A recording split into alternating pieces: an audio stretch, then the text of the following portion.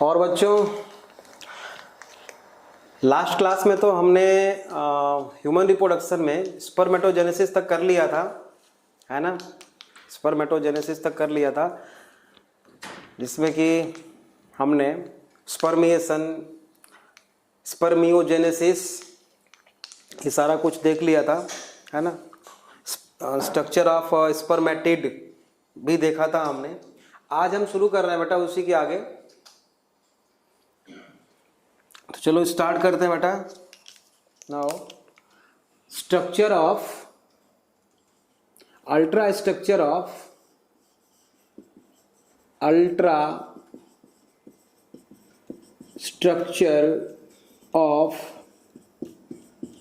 Spermatozoa,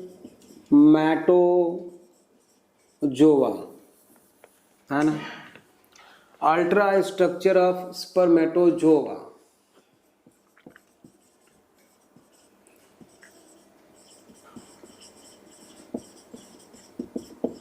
ठीक है, spermatozoa बेटा। स्पर्मेटोजोआ को और हम क्या बोलते हैं? स्पर्म बोल सकते हैं, या और क्या बोल सकते हैं बेटा? Male gamete. मेल गैमीट बोले या स्पर्मेटोजोआ बोले या स्पर्म बोले, बात एक ही है सारा कुछ, ठीक है ना। ओके। तो जो हम इसका जो टर्मिनल पोर्शन होता है बेटा, कुछ इस तरह से होता है, ऐसा, फिर ऐसे,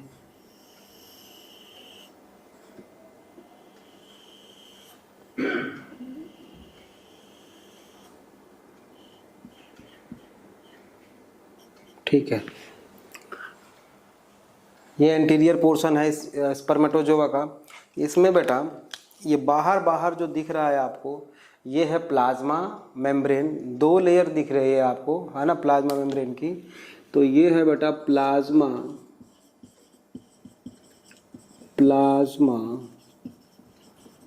मेम्ब्रेन, ठीक है, प्लाज्मा मेम्ब्रेन। ये जो सबसे एंटीरियर पोर्शन में आप देख रहे हो पॉइंटेड स्ट्रक्चर, इसको हम कहते हैं बेटा, ये जो स्ट्रक्चर है इसको हम कहते हैं बेटा एक्रोसोम। ये मॉडिफाइड गोल्जी बॉडी होता है ना, contain a number of enzymes. इसमें बहुत सारे एंजाइम्स होते हैं बेटा, और ये गोल्जी बॉडी की मॉडिफिकेशन होती है। किसकी मॉडिफिकेशन होती है बेटा?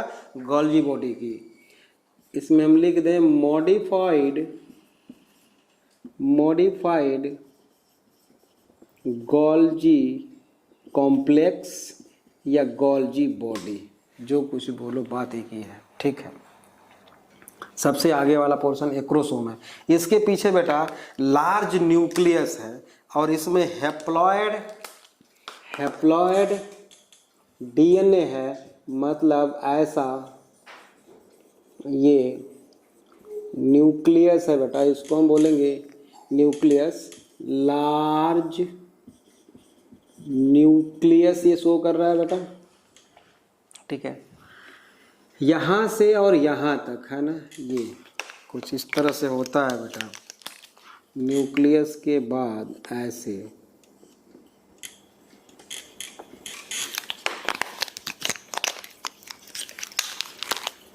यहाँ से कुछ इसका स्ट्रक्चर थोड़ा सा अलग होता है। ये सीथ लाइक स्ट्रक्चर कुछ होता है यहाँ पे, इसको बोलते हैं हम पोस्ट एक्रोसोमल सीथ। मतलब एक्रोसोम के पीछे वाली सीथ, है ना, बाद वाली सीथ, एक्रोसोमल सीथ। ये न्यूक्लियस में आप जानते हो हैप्लॉयड सेट ऑफ क्रोमोसोम के फॉर्म में तो नहीं है, है ना, डीएनए है, हैप्लॉयड है ये बात हमें याद रखनी चाहिए। अच्छा, ये जो देख रहे हो बेटा कि पहले एक्रोसोम था, उसके बाद ये न्यूक्लियस है, लार्ज न्यूक्लियस है, बड़ा वाला है। इसके बाद होगा बेटा सेंट्रियोल्स होते हैं। इसके बाद सेंट्रियोल्स होते हैं, लेकिन सेंट्रियोल जहाँ से शुरू होगा बेटा, उसके ऊपर वाले को हम बोलते हैं हेड। इसको हम बोलते हैं बेटा यहाँ से लेके और यहाँ तक के पोर्शन को बोलते हैं हम बेटा हेड। और यहाँ से अब हम आपको नेक बनाने जा रहे हैं। नेक में बेटा सेंट्रियोल्स होंगे और प्लाज्मा मेम्ब्रेन तो बाहर बाहर है ही। ये है प्लाज्मा मेम्ब्रेन, ऐसा ये है प्लाज्मा मेम्ब्रेन कुछ इस तरह से। और यहाँ पे ये है सेंट्रियोल। ये मैंने डार्क रेड कलर बना दिया, मतलब पूरा उसको वैसे कर दिया डार्क, है ना। इसको हम बोलते हैं बेटा प्रॉक्सिमल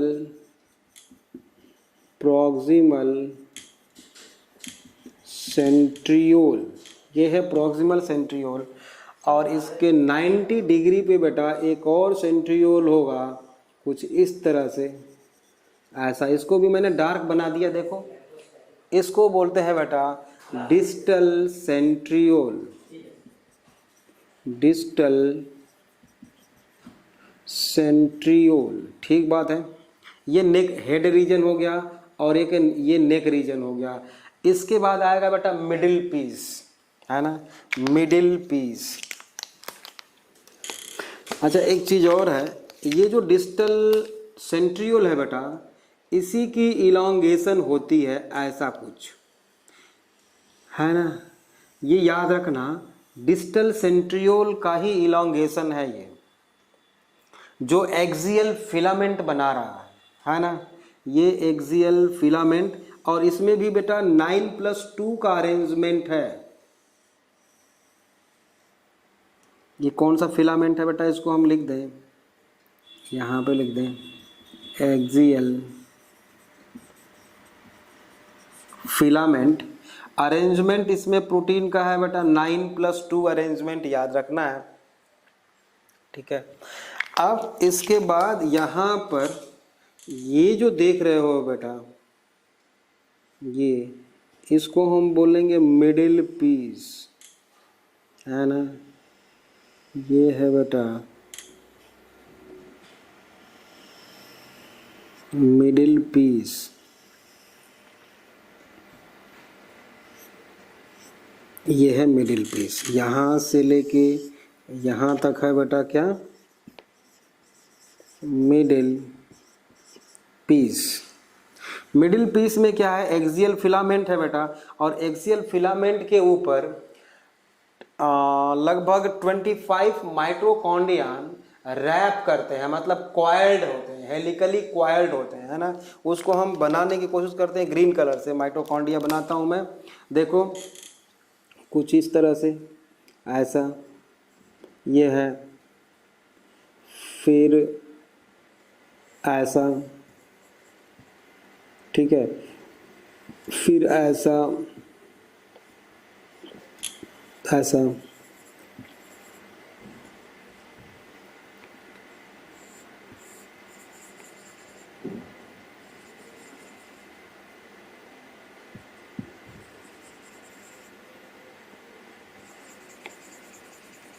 ये देखो, मतलब एक्सियल फिलामेंट के अराउंड ये 25 माइटोकॉन्ड्रिया रैप कर रहे हैं, है ना। किसके अराउंड बेटा, किसके अराउंड, डिस्टल सेंट्रियोल से जो एक्सियल फिलामेंट निकल रहा है उसके अराउंड, ठीक है ना। इसको हम बोलते हैं बेटा आइने बेन कर्व। क्या बोलते हैं,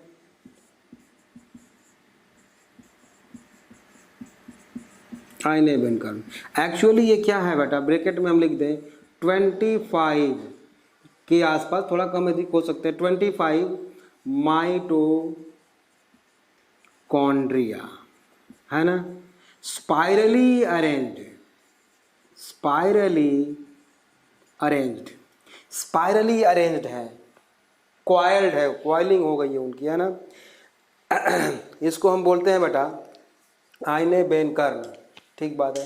एक्सियल फिलामेंट बता दिया मैंने, 9+2 का अरेंजमेंट होगा, और यही एक्सियल फिलामेंट जो होता है बेटा, इस पूरे मेल गैमीट स्पर्म या स्पर्मेटोजुआ को एक शेप प्रोवाइड कर रहा है ना, शेप प्रोवाइड कर रहा है, ये एक्सियल फिलामेंट प्रोवाइड शेप। अब इसके बाद देखो प्लाज्मा मेरा नहीं है बार बार, अब ऐसे ये आता है बेटा टेल, थोड़ा लंबा होता है, मैंने थोड़ा छोटा बना दिया है, ऐसा ऐसा। ये है बेटा टेल। अब टेल में क्या है आप देख सकते हो, फिलामेंट है और बाहर बाहर प्लाज्मा मेम्ब्रेन है, यही है इसका फिलामेंट।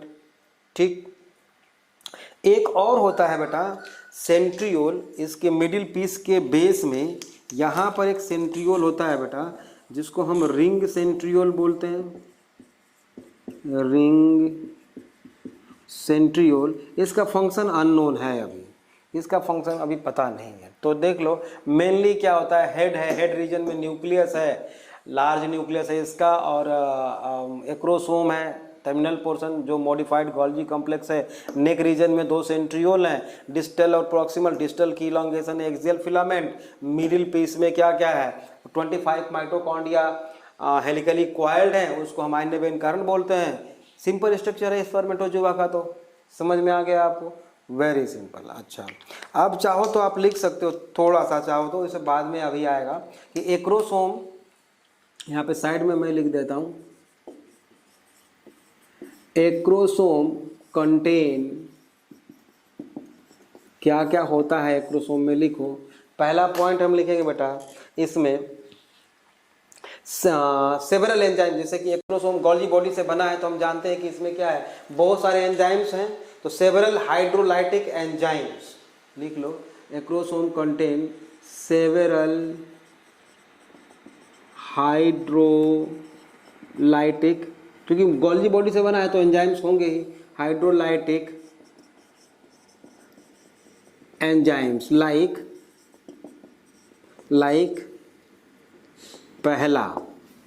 पहला एंजाइम देखिए स्पोम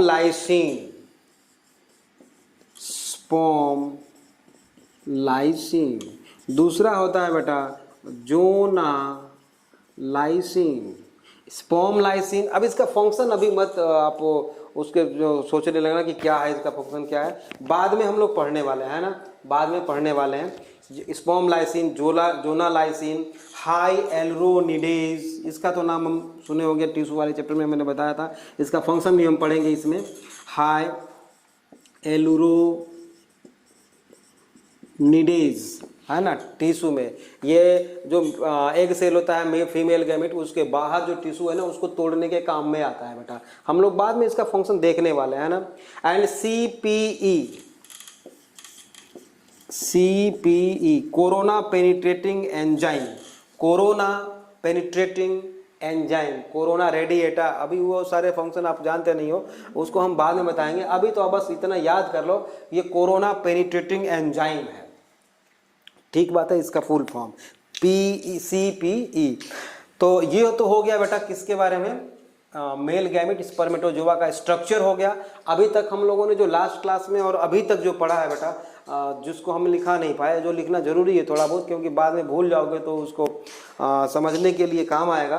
तो आप अब लिखो, कुछ पॉइंट्स में बोल रहा हूँ ना, कुछ पॉइंट्स में बोल रहा हूँ, आप लिखिए।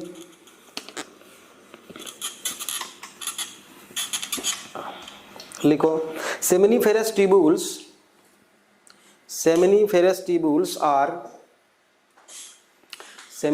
tubules are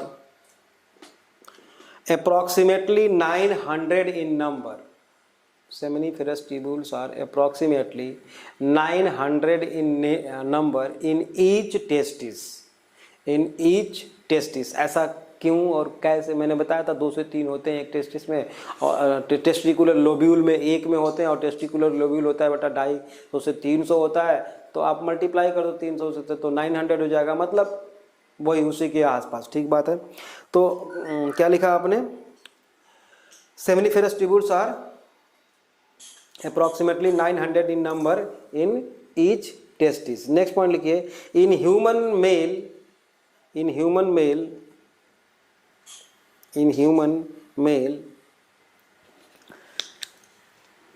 a pair of testes are also extra abdominal.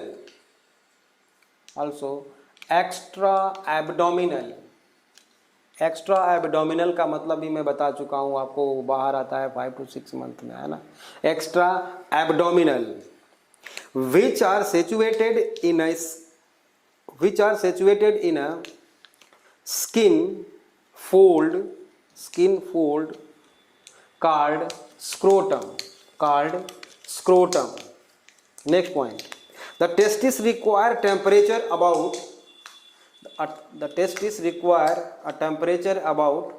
2 to 3 degree centigrade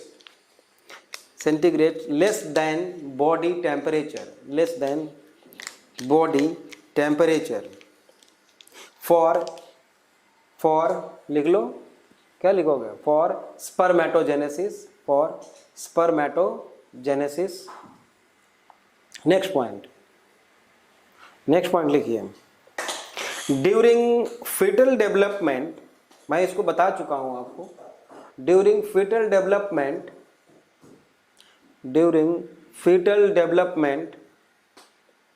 the testis starts to descend in scrotum at the age of fifth month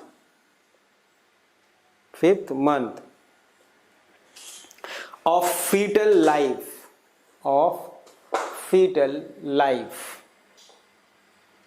ठीक है, fetal life, and get completely descended at 7th month under the influence of hormone testosterone. Next point, the failure of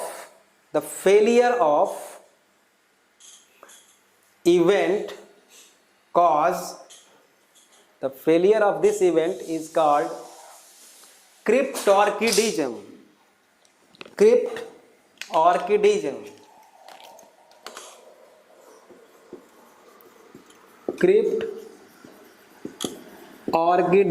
मतलब orchid means होता है बेटा testis, crypt means होता है बेटा hidden, मतलब हिडन टेस्टिस, मतलब ये स्क्रोटम है, इसमें टेस्टिस बाहर ही ना, मतलब टेस्टिस आए ही ना एब्डोमेन से बाहर निकल के, तो स्टेरिलिटी कॉज करेगा बेटा, है ना, स्टेरिलिटी कॉज करेगा, गैमेट्स नहीं बनने देगा, क्योंकि बाहर ही नहीं आया तो टेम्परेचर मेंटेन हो ही नहीं पा रहा है।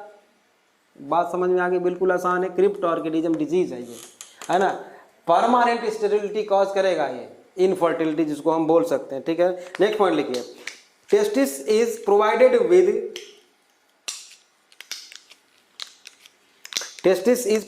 with two muscles, dartos and cremaster muscles, ये सब कुछ पढ़ चुके हैं हम लोग, dartos and cremaster muscles. Maximum function किसका होता है बेटा, मैक्सिमम फंक्शन किसका होता है बता सकते हो, क्रीमास्टर मसल्स का मैक्सिमम फंक्शन होता है। नेक्स्ट पॉइंट लिखिए, internally it is provided with septa, lobules and seminiferous tubules, ठीक बात है, seminiferous tubules. Next point, the red testis receive sperm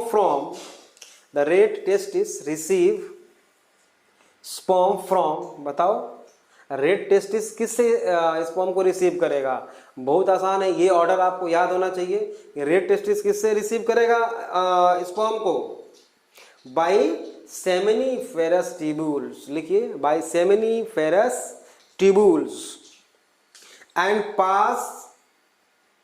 pass to epididymis through किसके थ्रू, वासा इफरेंसिया, ठीक है, and pass through duct called vasa efferentia, ठीक है। Next point लिखिए, the epididymis is highly coiled and tubular structure, The epididymis is highly coiled and tubular structure of about 6 centimeter, of about 6 centimeter, about 6 centimetre नहीं, metre लिखो, गलत लिख दिया मैंने, बोल दिया 6 मीटर, है ना, हाईली क्वाइल्ड है, full stop, continue. It is the site of storage and it is the site of storage and maturation of, it is a site of storage and maturation of spermatozoa, वहाँ पे mature किए जाते हैं, है ना, maturation of spermatozoa, spermatozoa। Next point लिखिए, क्या लिखोगे, ठीक है, नेक्स्ट पॉइंट लिखिए, इट हैज मतलब इट हम वर्ड यूज कर रहे हैं बेटा एपिडिडाइमिस के लिए। इट हैज 5000 मिलियन स्पर्मेटोजोआ पर mm³, मतलब एपिडिडाइमिस की बात हम कर रहे हैं।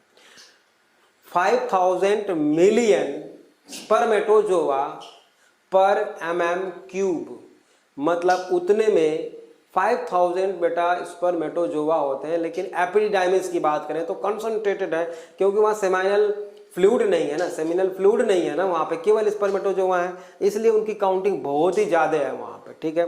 नेक्स्ट पॉइंट लिखिए, the vas deferens originate from caudal epididymis, the vast difference originates from caudal epididymis,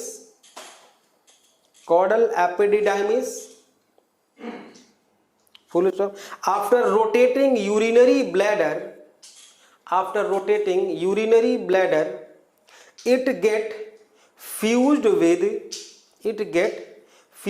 with urethra to form ejaculatory duct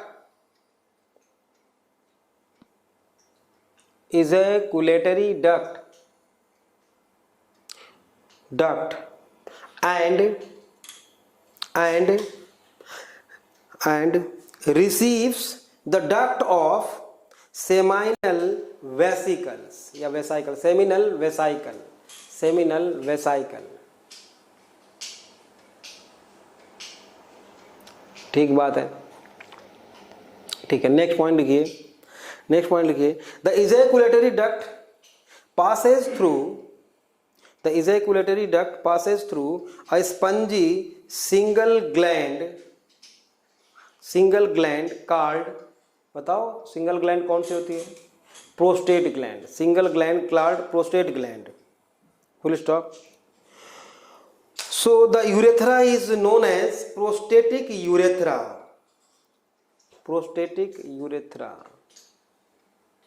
in bracket आप चाहो तो लिख सकते हो 2 to 3 centimetre, 2 to 3 centimetre. Next point, the prostate is बहुत important line है, the prostate is similar to the size of golf ball, ठीक है, but at the age of 50 to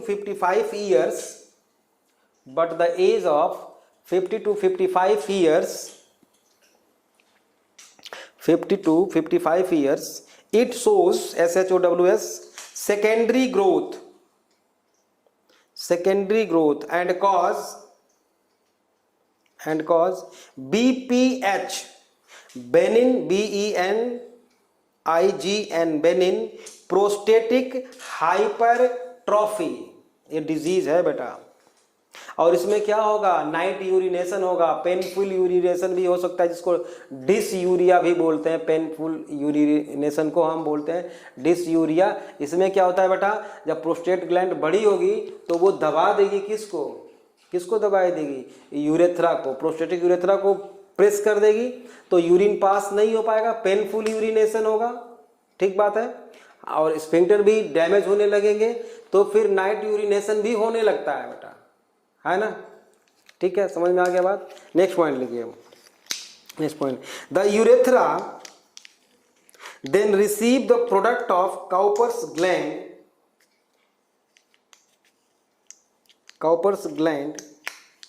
and pass through the corpus spongiosum,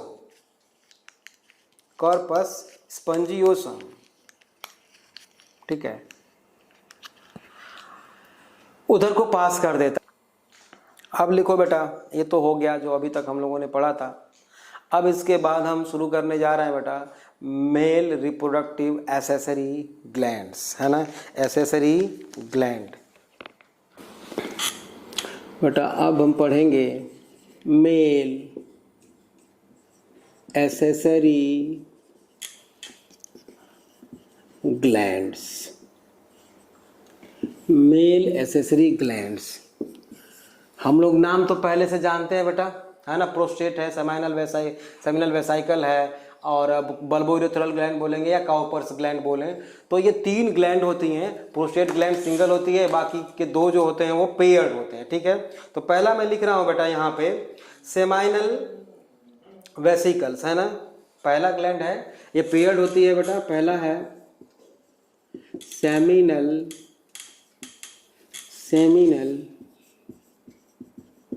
vesicle, ठीक है, paired होगी बेटा, and secret alkaline fluid, है ना, कैसा फ्लूइड सेक्रेट करती है बेटा, अल्केलाइन, ठीक है। और ये जो है जो फ्लूइड सेक्रेट करती है बेटा, मेनली ये नरिशमेंट का काम करता है स्पर्मेटोजोआ को, है ना। तो नेक्स्ट पॉइंट लिखो, मैं बोलता हूँ लिखो, मेनली, या मैं लिख देता हूँ, मेन फंक्शन इसका क्या होता है बेटा, नरिशमेंट। किसका नरिशमेंट बेटा, स्पर्मेटोजोआ का नरिशमेंट, है ना, स्पर्मेटोजोआ जो होते हैं उसको ये नरिश करता है ना। It secret 60% of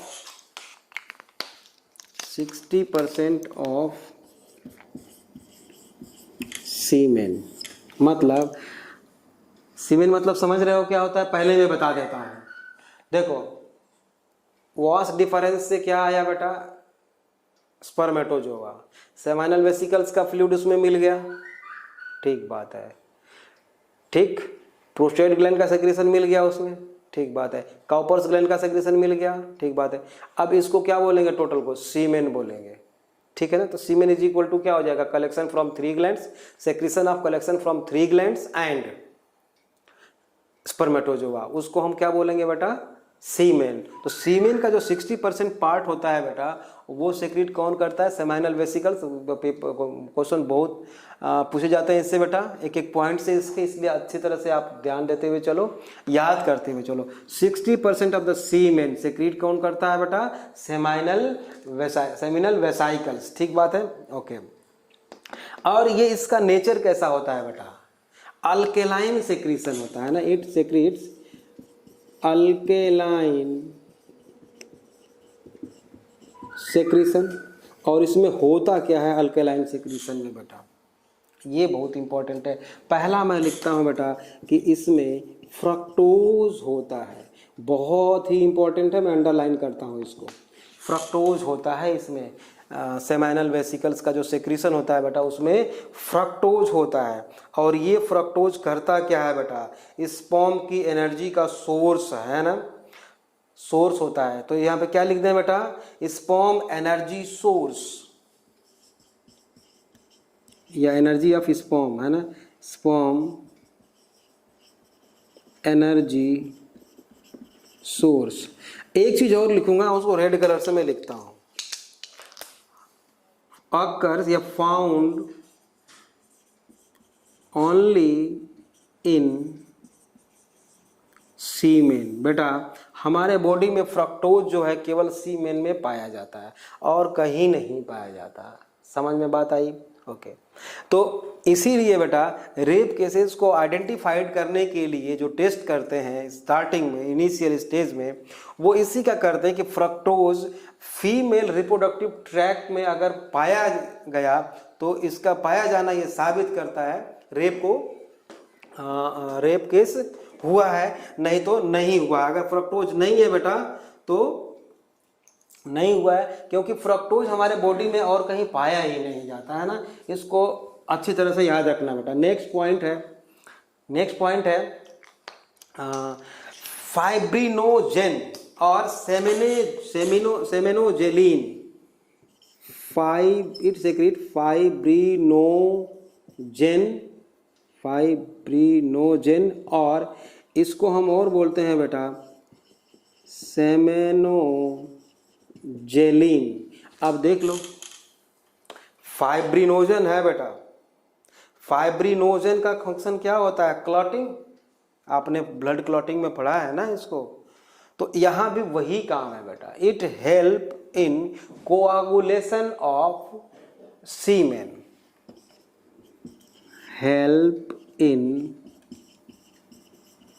coagulation of semen. बेटा कोआगुलेशन की जरूरत क्या पड़ गई? जब बेटा सीमेन फीमेल रिप्रोडक्टिव ट्रैक्ट में इंटर करेगा बेटा तो उसका एक फिक्स कंसंट्रेशन होना चाहिए। अगर डाइल्यूट है तो वो कंसंट्रेट हो जाएगा, कंसंट्रेट हो तो डाइल्यूट हो जाएगा। अब डाइल्यूट कौन करेगा? फॉस्फेट करेगा। हम आगे पढ़ेंगे उसको, ग्लैंड्स में ही पढ़ेंगे, ठीक है ना। तो जितना थोड़ा सा कोआगुलेट करने की जरूरत पड़ती है तो कौन करता है? फाइब्रिनोजन, या इसी को हम क्या बोलते हैं? सेमेनोजेलिन, ठीक है। अच्छा ओके। अब दूसरा है बेटा प्रोस्टाग्लैंडिन। नेक्स्ट है बेटा, याद रखना है हमको, प्रोस्टाग्लैंडिन। ये प्रोस्टाग्लैंडिन कौन सेक्रेट करता है बेटा? प्रोस्टाग्लैंडिन नाम है तो आप ये मत समझ लेना कि प्रोस्टेट ग्लैंड से सेक्रेट होता है, समझ रहे हो। सेमिनल वेसाइकल के बारे में बात कर रहा हूं, और ये सेक्रेट कर रहा है सीमेन, मतलब इसके सेक्रेशन में बेटा प्रोस्टाग्लैंडिन भी होता है। और प्रोस्टा नाम है बेटा प्रोस्टाग्लैंडिन, और ये काम क्या करता है बेटा? इसके जो रिसेप्टर्स होते हैं बेटा, ये प्रोटीन है, हार्मोन मान लो, ये है, और इसके रिसेप्टर, आपने इंडोक्राइनोलॉजी पढ़ लिया इसलिए आसानी से समझ में आ जाएगा बेटा। इसके जो रिसेप्टर्स होते हैं वो यूटेरस में हैं, हाई सीमेन में, लेकिन इसके रिसेप्टर्स कहाँ पे मौजूद हैं? यूटेरस में है। तो यूटेरस प्रोस्टाग्लैंडिन को रिसीव करेगा, और रिसीव करेगा तो फिर क्या होगा बेटा? मोटिलिटी को इंक्रीज करा देगा यूटेरस के, तो स्पर्म जो है इजीली फैलोपियन ट्यूब तक पास हो सकते हैं, है ना। उनका मोटिलिटी को बढ़ा देगा यूटेरस। समझ रहे हो बात को? ठीक बात है। तो प्रोस्टाग्लैंडिन कौन सीक्रेट करता है बेटा? Seminal vesicle. तो यहां पे लिख देते हैं बेटा, इट्स रिसेप्टर, मैं बोल रहा हूं, लिखो, it's receptor present in uterus of female, it's receptors present in uterus of female, ठीक है ना, female, which increase uterine contraction,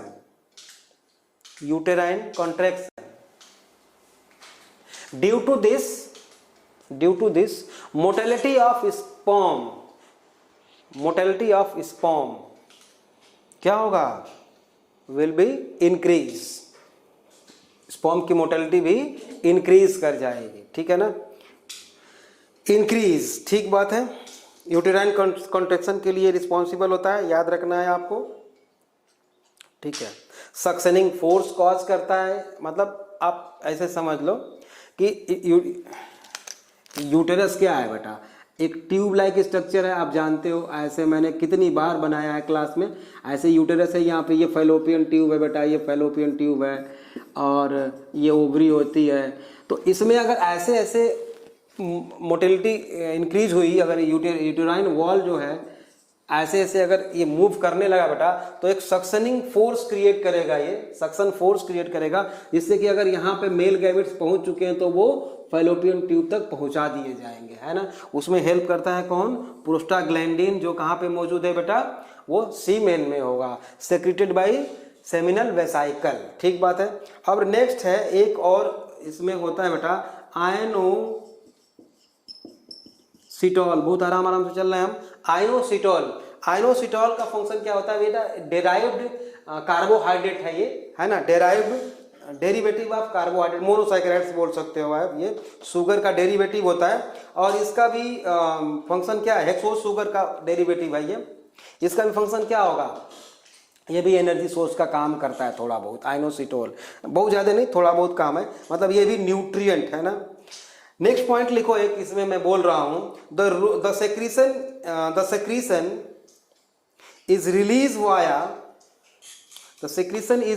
via seminal duct से जाएगी और इजैकुलेटरी डक्ट होते हुए कहां पे जाएगा? Urethra to urethra. ठीक बात है। तो this is all about seminal vesicles. Next gland लिखते हैं फटाफट। नेक्स्ट ग्लैंड लिखते हैं बेटा। नेक्स्ट ग्लैंड है हमारा प्रोस्टेट ग्लैंड। प्रोस्टेट ग्लैंड, ठीक है ना। अच्छा, फ्रक्टोज वाली जो बात मैंने बताई थी उसको आप लोग, मैंने लिखवाया नहीं, बल्कि चाहो तो उसको लिख लो, इसके पीछे जो है नोट करके लिख लो, क्योंकि वो ना रिप्रोडक्टिव हेल्थ में भी काम आएगा। वैसे भी उसको कभी कभी पूछता है, वो क्वेश्चन आ जाता है, लिख लीजिए, नोट करके लिख लो। Fructose is not secreted in female reproductive tract, full stop. Presence of fructose within female reproductive organ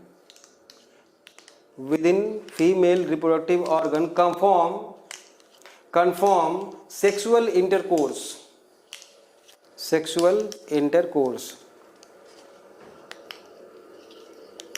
ठीक है। अच्छा, आप लोग ये जानते हो कि सेमाइनल वेसिकल्स से जो डक्ट आएगी और जो वास डिफरेंस आएगा, दोनों मिलकर इजैकुलेटरी डक्ट बनाते हैं बेटा, और वो जाके प्रोस्टेटिक यूरेथ्रा में मिलता है। उसके बाद मेम्ब्रेनस यूरेथ्रा होती है। यहाँ तक हमको समझ में आ चुका है। प्रोस्टेट ग्लैंड लिखिए, फटाफट लिखो, मैं बोलता हूँ, है ना। ये भी क्या करेगा? Nourish and secretion from prostate gland, nourish and increase sperm motility। ये क्या करेगा बेटा? स्पर्म को नरिश करेगा और उसकी मोटेलिटी को बढ़ाता है। ठीक है। नेक्स्ट पॉइंट लिखिए, मैं बोलता हूँ। सिंगल, एक ही होती है बेटा, single large present below the urinary bladder and around the prostatic urethra ठीक है। It's next point, it's secrete 25% of semen, 25% of semen, है ना। टोटल सीमेन का 25% ये करता है। और वो कितना कर रहा था बेटे? अपना सेमाइनल वेसाइकल याद है? हाँ, देख लेना भाई। ठीक है, 25% बचा ही कितना है अब। नेक्स्ट पॉइंट लिखिए, इट्स सेक्रेट साइट्रेट और सिट्रिक एसिड। नेक्स्ट पॉइंट लिखेंगे, इट्स सेक्रेट साइट्रेट और सिट्रिक एसिड। बहुत ज्यादा इंपॉर्टेंट है बेटा, मैं अंडरलाइन कर रहा हूं, देखो बॉक्स में मैंने बंद किया, बहुत ज्यादा इंपॉर्टेंट है। ये भी एनर्जी का सोर्स होता है स्पर्म के, ठीक है ना। साइट्रेट, स्पर्म न्यूट्रिएंट्स, गलत बोल दिया मैंने, स्पर्म न्यूट्रिएंट। और ये करता क्या है बेटा? ये करता क्या? न्यूट्रिएंट है, एनर्जी प्रोड्यूस कराएगा, है ना। सही बोला मैंने, गलत क्या बोला? ठीक है। अब देखो, आप लोगों को पता होगा बेटा, क्रेब्स साइकिल में क्या है?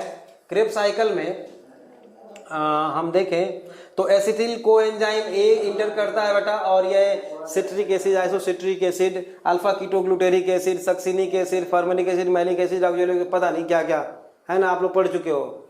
ये सारा साइकिल चलती है, ठीक है। सिट्रिक एसिड आप जानते हो ना, सिट्रिक एसिड कहाँ बनता है, ठीक बात है। सिट्रिक एसिड कहाँ बनता है, OAA plus acetyl coenzyme A। तो सिट्रिक एसिड को अगर हम क्रेब्स साइकिल में डाल दें बेटा, तो वो एनर्जी प्रोड्यूस करेगा कि नहीं करेगा, बोलो, है ना। तो माइटोकॉन्ड्रिया होती है किसके पास, स्पर्मेटोजोआ के पास माइटोकॉन्ड्रिया है, और सिट्रिक एसिड भी लेके चल रहा है बेटा, वो सिट्रिक एसिड लेके चल रहा है, सीधे सीधे कहां पे डाल दिया बेटा उसने, सिट्रिक एसिड को क्रेब्स साइकिल में डाल दिया, जो माइटोकॉन्ड्रिया में होता है, माइटोकॉन्ड्रिया उसके पास है। तो इस तरह से ये मेन सोर्स ऑफ एनर्जी होती है स्पर्म के लिए, बेटा याद रखना है। The main source of energy of spermatozoa are citrate, ठीक है ना। साइट्रेट जो है बेटा, या सिट्रिक एसिड बोल सकते हैं, उसका मेन सोर्स, एनर्जी का सोर्स होता है स्पर्म के। नेक्स्ट है बेटा, जो होता है, जो सेक्रीट करता है प्रोस्टेट ग्लैंड, उसमें होता है बेटा Ca++, कैल्शियम आयन होता है, और इसका काम हम बहुत अच्छी तरह से पढ़ने वाले हैं। नेक्स्ट होता है बेटा फॉस्फेट, है ना, नेक्स्ट होता है फॉस्फेट। फॉस्फेट क्या करता है बेटा, डाइल्यूट बना देता है। अगर after ejaculation of semen within female reproductive tract, अगर ज्यादा कोआगुलेट कर गया वो, तो उसको डाइल्यूट कौन बनाएगा, ये फॉस्फेट बनाता है बेटा, याद रखना है ना, ये फॉस्फेट बनाता है। मतलब stop highly coagulation of sperm या सीमेन, लिख दूं मैं, स्टॉप हाईली कोआगुलेशन ऑफ सीमेन को रोक देता है, बहुत ज्यादा उसको कोआगुलेट नहीं होने देगा, ठीक है। नेक्स्ट लिखो, अब नोट करके लिखो या स्टार लगा दो, एक लाइन में बोल रहा हूं, लिखो जल्दी फटाफट। Inflammation of prostate gland, inflammation of prostate gland called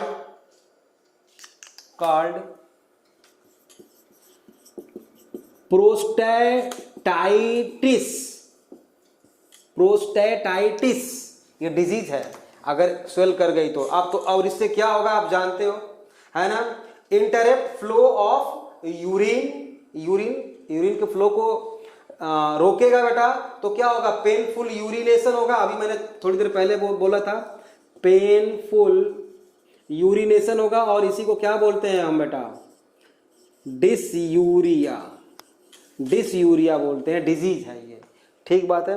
अब नेक्स्ट लिखो बेटा, काउपर्स ग्लैंड और बल्बो यूरेथ्रल ग्लैंड, फटाफट लिखिए।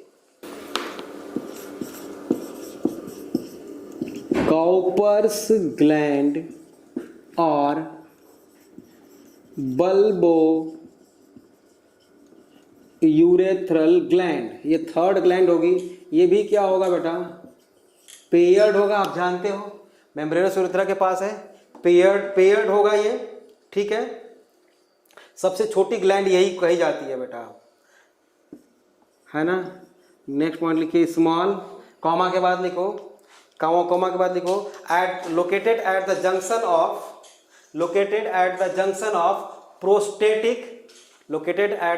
Of prostatic and membranes urethra. Next point, it secrete alkaline and viscous fluid, चिपचिपा, viscous fluid। Next point, its secretion neutralize acidity of urethra। लिख लो तो फिर समझा देता हूं, neutralise acidity of urethra. Next point, acts as lubricating fluid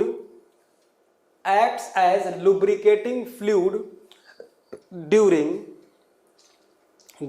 copulation। इस चीज को समझाता हूं मैं अभी, है ना, लिख लो पहले, ड्यूरिंग कॉपुलेशन।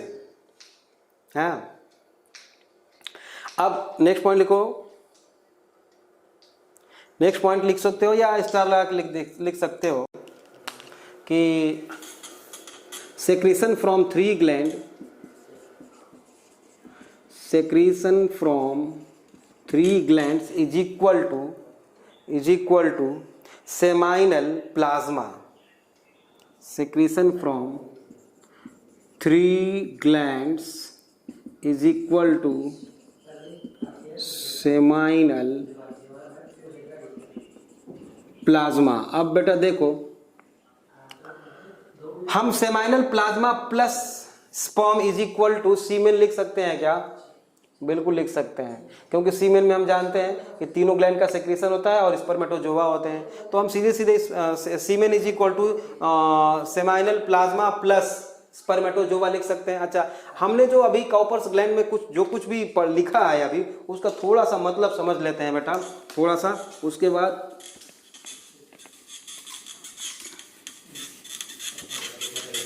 है ना बेटा, आप वैसे तो ये रिप्रोडक्टिव हेल्थ जो इसके बाद वाला चैप्टर है उसमें पढ़ोगे आप, लेकिन यहाँ पे हम बता देते हैं थोड़ा सा कि ये मान लो ये यूरेथ्रा है बेटा. इस यूरेथ्रा से ड्यूरिंग कॉपुलेशन यहाँ से स्पर्म सीमेन को आना है, तो इसका जो पीएच होता है बेटा वो कम थोड़ा सा होता है इससे. तो इसको न्यूट्रलाइज करने के लिए सबसे पास में यूरेथ्रा के कौन सी ग्लैंड है? काउपर्स ग्लैंड है या बल्बोयूरेथ्रल ग्लैंड है? तो इसका सेक्रेशन चल पड़ता है यहाँ से यहाँ तक, समझ रहे हो, यहाँ से यहाँ तक चल पड़ता है. और मान लो वास डिफरेंस से कुछ स्पर्म अगर आ चुके हैं तो वो स्पर्म इसके साथ भी आ जाएंगे. यहाँ पर इसका सेक्रेशन लुब्रिकेशन को बढ़ाता है बेटा. सेक्रेशन फ्रॉम काउपर्स ग्लैंड और बल्बोयूरेथ्रल ग्लैंड ये जो है लुब्रिकेशन को बढ़ाता है, ठीक है ना. तो पहले ही चल पड़ता है ये, और वो स्पर्म बाद में आएंगे, पहले ही आ जाता है. लेकिन अगर बाई चांस 2-4 स्पर्म अगर आ गए यहाँ पे, तो ये जो है चले जाएंगे. अगर हम मान लो बर्थ कंट्रोल के लिए कोई यूज भी करते हैं बैरियर, तो वो बैरियर काम नहीं करेगा, इसीलिए ये फेल हो जाता है टेक्निक, ठीक है ना. फेल हो जाता है मतलब ये फर्टिलाइज कर सकते हैं. मेरे कहने का मतलब ये है कि ये फर्टिलाइज कर सकते हैं जिसकी फीलिंग मेल को नहीं भी हो सकती है.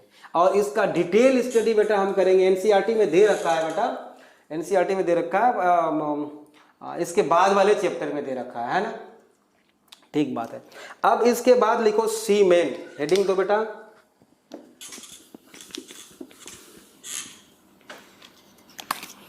अब है सीमेन. सीमेन किसको बोलेंगे? पहली लाइन तो हम क्या लिख देंगे, लिखो secretion from 3 gland plus sperm या spermatozoa. Secretion from 3 gland plus sperm या spermatozoa is equal to semen. अच्छा, वॉल्यूम कितना होता है बेटा? 2 to 4 ml पर इजैकुलेशन. मतलब एक इजैकुलेशन में कितना रिलीज करता है male? 2 to 4 ml of semen. Next point, 200 to 300 million spermatozoa होते हैं. स्पर्मेटोजोआ 200 to 300 मिलियन स्पर्मेटोजोआ होते हैं पर इजैकुलेशन, मतलब इतने में लिख देता हूं यहाँ पे, पर इजैकुलेशन मतलब 2 से 4 ml में बेटा कितने स्पर्मेटोजोआ होंगे? 200 to 300. ये सारा जो मैं लिख रहा हूं ना बेटा, ये पॉइंट्स याद रखना है आपको, इसी से क्वेश्चन आते हैं, ठीक है. अच्छा, नेक्स्ट पॉइंट लिखेंगे कि आउट ऑफ 200 60% ऑफ स्पर्म क्या होते हैं बेटा? नॉर्मल शेप एंड साइज के होते हैं, लेकिन 40% ऑफ स्पर्मेटोजोआ और sperm has vigorous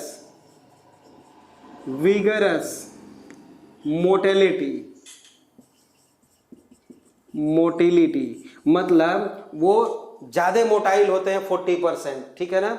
and these are responsible for normal fertilisation.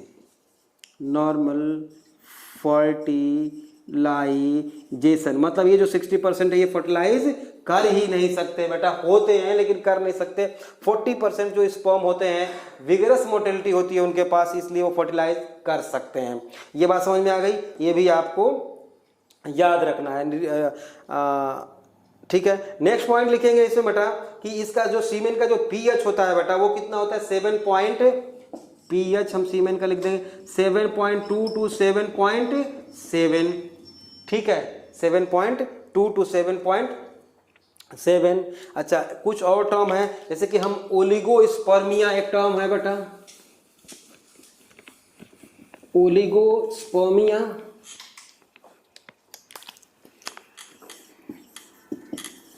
Oligospermia, oligo means क्या होता है बेटा, फ्यू, कुछ। ओलिगोस्पर्मिया मतलब लो स्पर्म काउंट। ओलिगोस्पर्म या बोलते हैं बेटा, बोलते हैं हम लो स्पर्म काउंट को, मतलब कितना, 20 मिलियंस, मतलब 200 मिलियन से 20 मिलियन पर आ जाए उसको क्या बोलते हैं, ओलिगोस्पर्मिया। इसके बाद आता है एजोस्पर्मिया। एजोस्पर्मिया मतलब no sperm in semen, no sperm in semen, azoospermia. उसके बाद है बेटा टेराटोस्पर्मिया। टेराटोस्पर्मिया, टेराटोस्पर्मिया क्या है बेटा, defective shape and size of sperm, लिख लो, abnormal shape and size of sperm, जो फर्टिलाइज कर ही नहीं सकते। ये तीनों डिसऑर्डर हैं बेटे, ठीक बात है। तो इस तरह से देखा जाए तो हम लोगों ने मेल रिप्रोडक्टिव सिस्टम का स्ट्रक्चर और फंक्शन दोनों कंप्लीट किया, लेकिन अभी जो है बेटा हार्मोनल सिस्टम इसका बाकी है।